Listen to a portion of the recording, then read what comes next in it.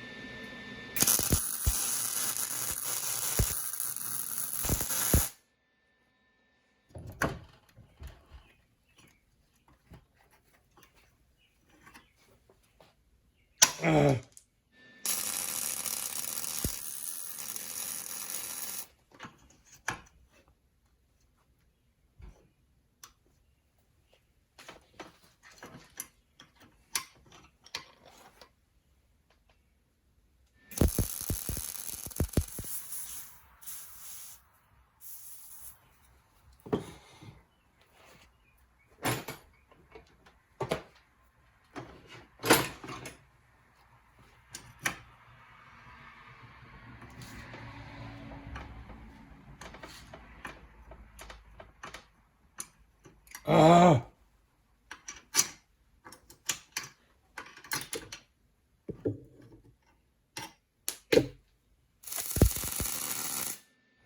That was one stubborn boat, but I'm stubborn too, ain't I? And this surface isn't too bad.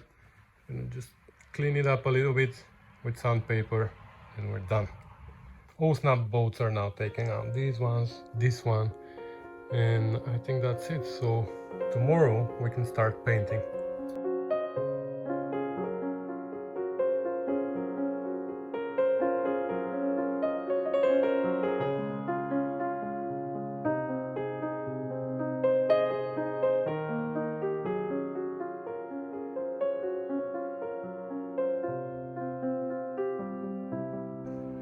Alright, that was a good power, not even an hour, it was power half an hour. I have some parts hanging over there, and these parts, and even I have the cruise member here. I just painted it on the floor. So that's only primer, right? This is regular primer. That over there is high heat primer, and the pipes that are for the coolant also with high heat primer. And yeah, we have a lot of paints here. This is for the engine, like silver. This is the ceramic one for the manifold.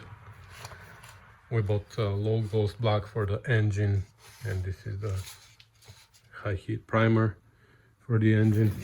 So anyways, I'm gonna leave them like that, and tomorrow I'm gonna hit them with one coat of black and or silver, wherever. Actually, this I can paint now silver. You know what, let me paint the silver parts now.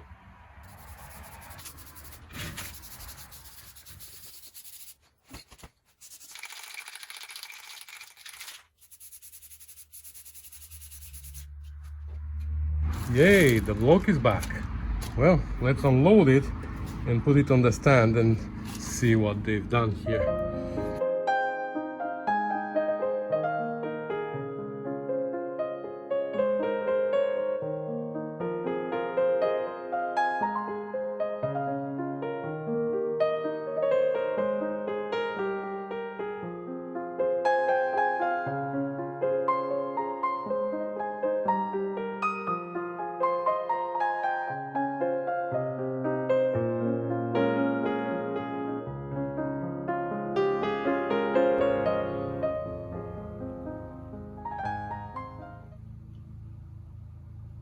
Nice.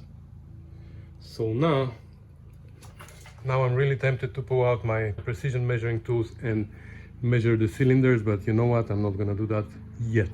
I'll do that eventually, but not right now, because right now I'm worried that the cylinders are gonna start flush rusting, because lately it's been raining and today it's nice and sunny, but from tomorrow again it's gonna start raining and the humidity is gonna be up in the sky. I'm gonna resist the urge to measure them right now, and the first thing I'm gonna do is clean the block outside completely. So they cleaned it there, but as you can see there's paint, there's rust, so I want to derust it and clean it from the old paint and paint it right away. And once it's painted, we're gonna lubricate everything with WD-40, and that's how it's gonna sit, because right now the cylinders inside, they are not really.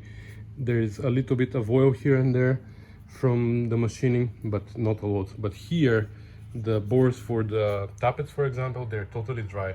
I'm also gonna get rid of these plugs everywhere where I can, and then we're gonna paint it.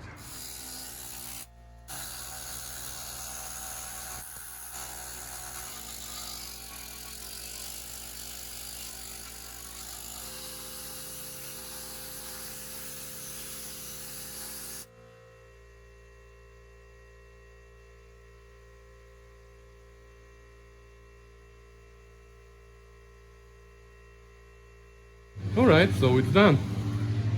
This, to be honest, is my favorite too, the needle scaler, and that's my favorite drink. Anyways, it's done and it's rust converted.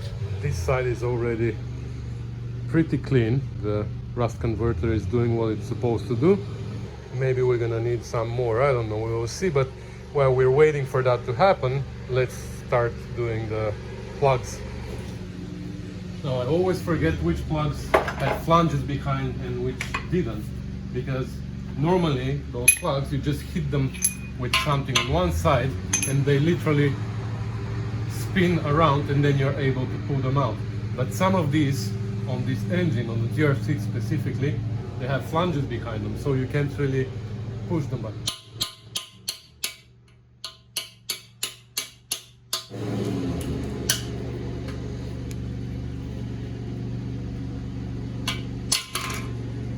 There you go.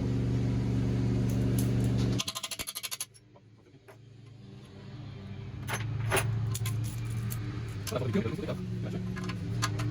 go.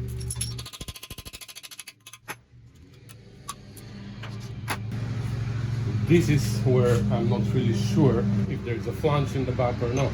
So we can try. Yeah, feels like there's flange behind this one. But we're gonna have to take them out anyways. So somehow it comes out, which is weird. There is a flange, but somehow we managed to spin it. So I'm sure there's a flange here as well. But again, we're gonna try to push it in the center, so when it goes in, the flanges on the plug are gonna come in too, hopefully, and that's gonna help us to grab it somehow.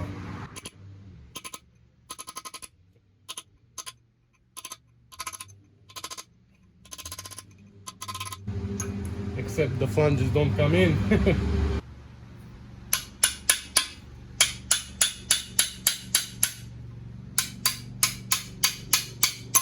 There you go. So there's this one here, which we're gonna have to do just before we install the flywheel, because I need to have it off the stand. And there's some more here in the front. So these ones in the front I've already done on the other engine that I'm rebuilding right now at work, and I still remember that on the little one there's a flange here on this side, but there's no flange on this side. So it's gonna work if we push it down, if we push it in here. If we push it in here, it's not gonna work. So we need to push here.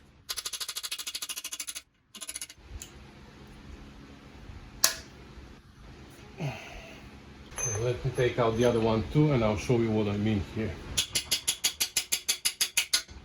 Yeah. I hit the cylinder, so I'm gonna stop. I don't want to crack the cylinder, you know.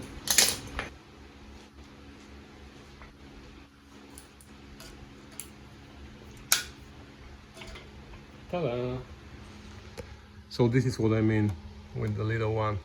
On this side there's a flange or something. I don't even know what that is.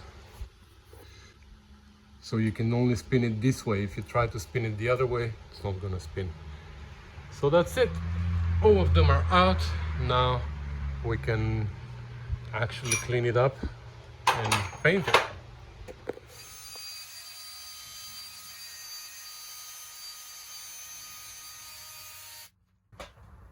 Alright, so when we are painting the engine, there's certain surfaces that we don't want to paint. Like this, for example, where the gasket goes, and the same area on the front engine plate. And on the other side as well, there's a gasket here for the cover, so we don't want this area painted. And to make sure these areas don't get painted, we can do two things. We can mask everything. We can mask this area, we can mask this area, we can mask this area. But I came up with an easier solution. I just assemble everything as it needs to go. So I just do this and this,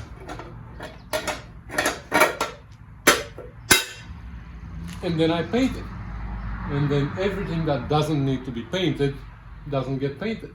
The only thing is, first we have to degrease these parts. I have to degrease everything because I wire wheeled it the other day, but I haven't degreased anything, so.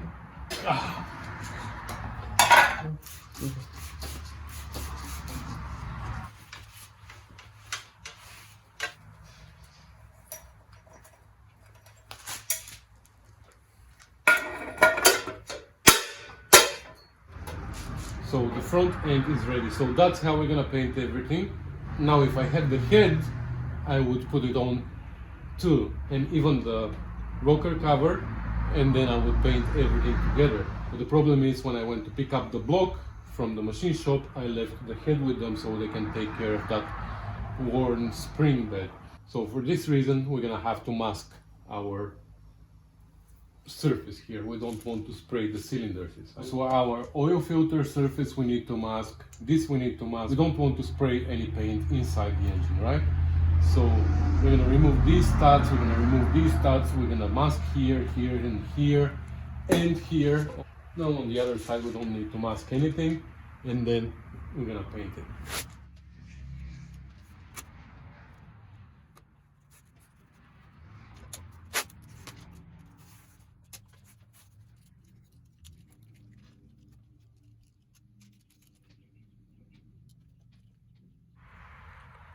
Alright, I decided not to remove the studs from there. I just masked everything with the studs. Let's do one coat of primer, and then we're gonna pull out the sump and the rear engine plate, and we're gonna paint these as well. We're gonna degrease those too, and we're gonna prime them as well. And yeah, and we're gonna see what else we can pull out and prime, and after that paint, of course.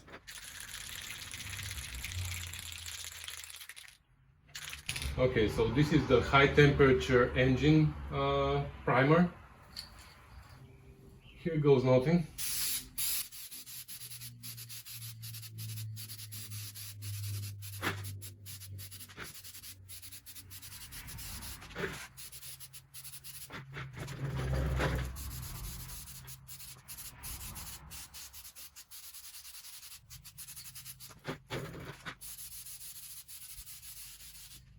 These are degreased too, so now we can paint them.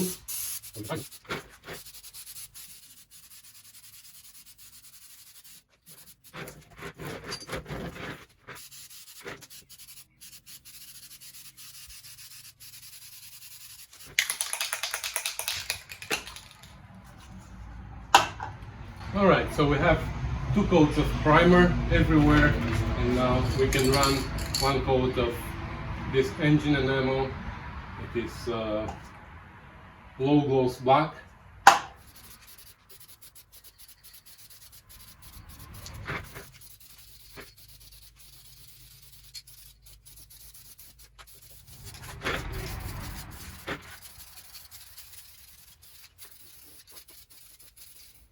and we're gonna come back later and do a second coat.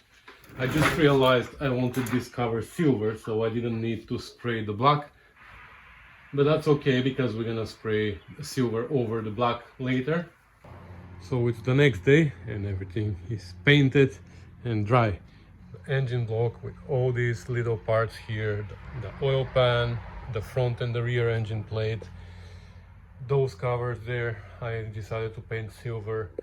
The water pump is hanging there, and that's everything, I believe. So you see, without masking anything, how the front engine plate remained unpainted, and the back too. Come on. There you go. So that gasket surface is not painted.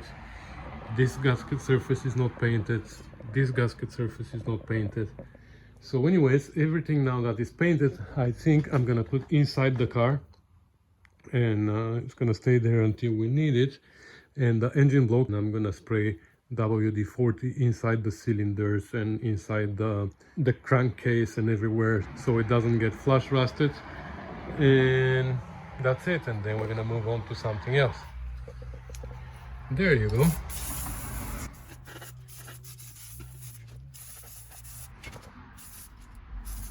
Okay, now I'm happy. Now I can put the sump on top to protect it, like that. So now it can sit here and wait for the parts to arrive, because that's what we're waiting for. We're waiting for the head to come back from the machine shop and the parts that we ordered, and then we can assemble it. Uh-oh, we have another delivery vehicle today. Let's go closer. Yeah, finally, in the middle of the summer, I finally have my summer ride out.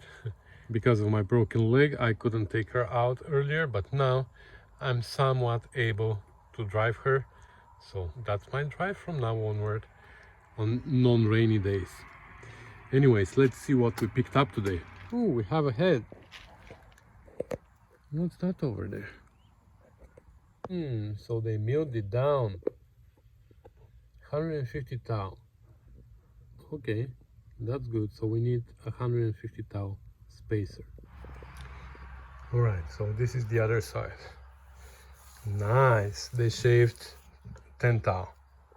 I asked them to shave 10 thou, so now everything is nice and smooth, no scratches. Here you can see still these indents, but that's in an area where I think all heads have the same issue here in this end. But other than that, everything is nice and smooth. So now we're gonna have a little bit higher compression ratio, but it's not very significant. But let me show you the other side. So here, like I said, they milled down 150 thou where this spring bed was worn and it was crooked, so they milled down to make it even. So now we're gonna have to make a shim that is 150 thou to make it equal with the other ones. Anyways, we don't have parts, so for now we can't do anything other than making the shim for here. But once the parts arrive, we can actually we can clean it and paint it, because everything else for the engine is painted, right? They actually hot dipped it, so it is nice and degreased. We can only wire wheel it a little bit and paint it.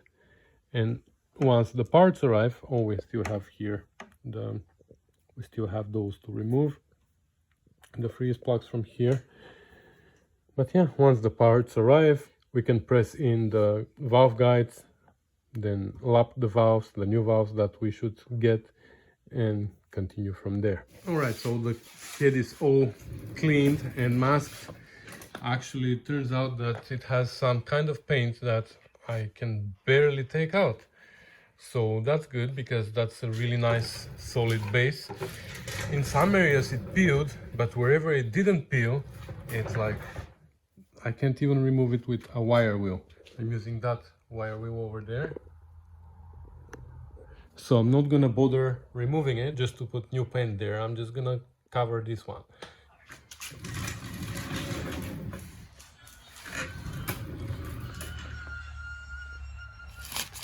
We have to make a spacer for here, right? 150 thou. And I have something in mind.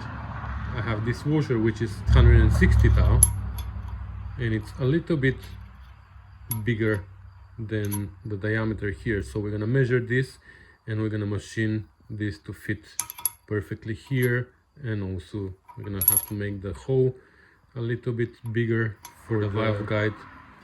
So let's do that.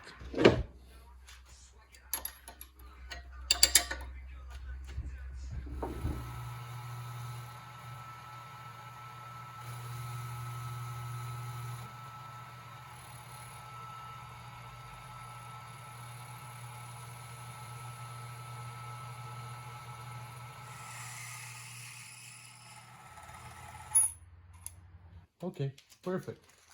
I'm gonna just tape it again so we don't lose it until we get the parts for the head. We have new valves coming, we have new guides. So when the parts come, we're gonna finish it. For now, this job is done. That should do it.